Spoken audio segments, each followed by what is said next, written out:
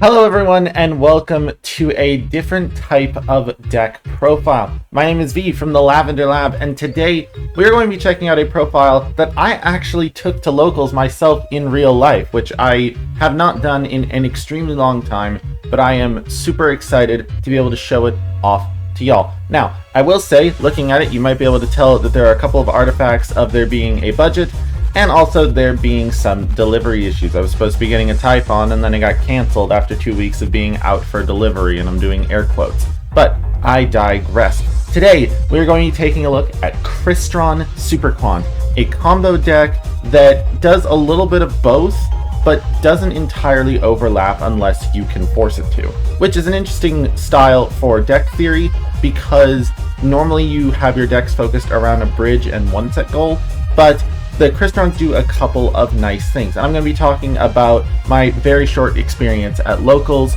with this deck. So, we have here Crystron Super Quant. You can see we've got some hand traps, Nibiru, Ash Blossom, Droll Knockbird, Effect Veiler, and Infinite Impermanence.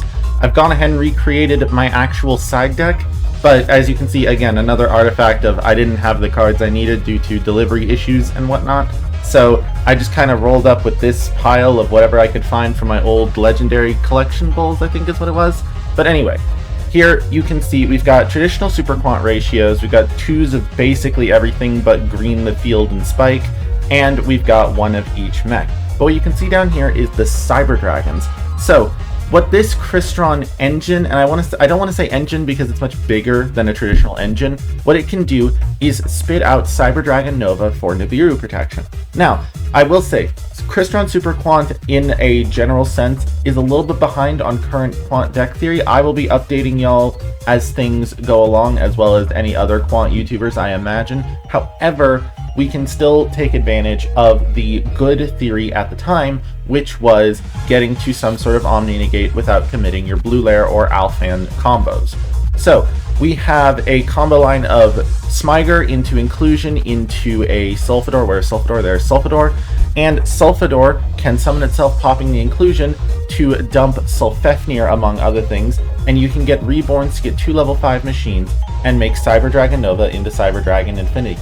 Now, that does require your normal summon. However, it's usually okay because, as you can see, emergency teleport, things like that can allow you to circumvent that issue if you happen to need to normal summon Crystron Smyger, which in the graveyard can banish itself to add a Crystron spell trap from your deck to your hand. That's how you get to Inclusion. So you can see we're playing Salamangreat Almirage because this does have 1,000 attack.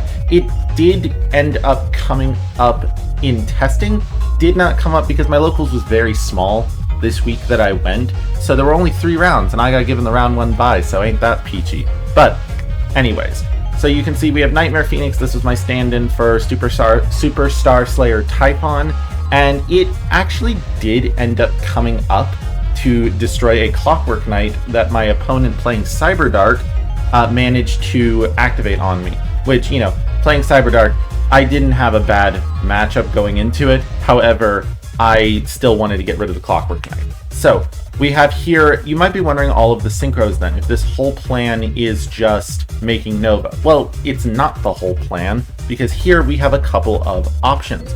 We have Crystron Eliskeltus, I believe that's how you say that, and Crystron Queriongandrax, which Queriongandrax you need both Tristaros for. So it's very situational, but it does come up once in a blue moon, and I don't really have a better thing to fill the extra deck with right now, so I'm going with it. You can also use Tristaros as a quick synchro if your opponent activates a card or effect, which is really, really convenient, because you can go Tristaros effect if it's on the field when your opponent tries to Nibiru you. If you're in a worse situation and you have the Tristaros on field instead of a Nova or some other odd combo, because you can go Tristaros, summon either Sulfidor or Sulfefnir from your deck, and then immediately Synchro Summon, and you can Synchro Summon Samurai Destroyer. Now, Samurai Destroyer is here purely as Nibiru protection, because if this face-up card in its owner's control leaves the field, but because of an opponent's card effect, you can target a machine in your graveyard and special summon it. That includes itself. And so what you can do is you can basically Synchro into Samurai Destroyer on the Nibiru activation, and then once you get Nibiru'd, summon Samurai Destroyer right back. Then Tristaros, its second effect, can destroy a synchro monster you control and special summon 2 Crystron monsters from your deck. So you can still destroy the, you can still destroy the Samurai Destroyer to continue your plays through Nibiru. That situation didn't end up coming up at locals, but it did end up coming up in testing as well again. So here you can see we've also got all the mechs. We've got Pressfallerog, which again was another option based off of my extra deck space and what staples I was willing to pay for and got in the mail. But this is basically Cyber Dragon Nova. If it gets sent to the graveyard by some opponent's card effect, you can summon a Machine Fusion from your extra deck.